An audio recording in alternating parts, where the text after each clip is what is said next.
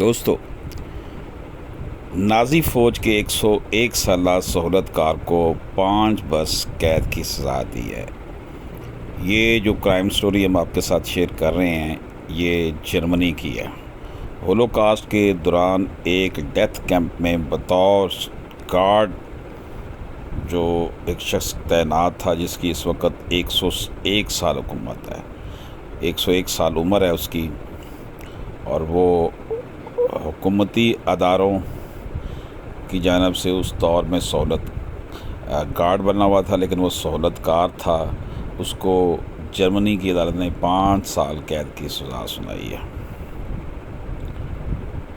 International media کی reports کے مطابق برلن کے نارتھ میں زیکسن ہاؤس کیمپ میں 3518 قیدیوں کو قتل کیا گیا تھا۔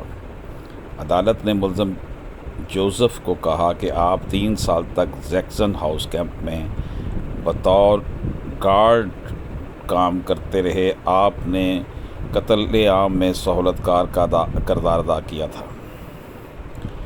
عدالت نے کہا، آپ کو معلوم تھا کہ یہاں قیدیوں کو قتل کیا جا رہا ہے۔ جو بھی قیدی فرار کی کوشش کرتا ہے اسے گولی مار دی جاتی، تو اس طرح بطور کیمپ گارڈ آپ نے بھی اس قتل عام میں حصہ لیا۔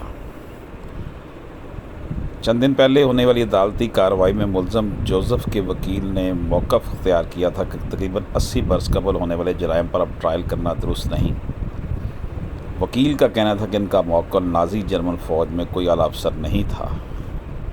دوستو، 101 سالہ جوزف ہولوکاسٹ کے دوران نازی جرمن فوج کے جنگی جرائم میں عدالتی کارروائی کا سامنا کرنے والا سب سے زائد العمر مجرم ہے۔ یہ جناب کرائم سٹوری تھی، اور ہم نے آپ کی خدمت میں پیش کی۔ اجازت دیجیے، اللہ حافظ۔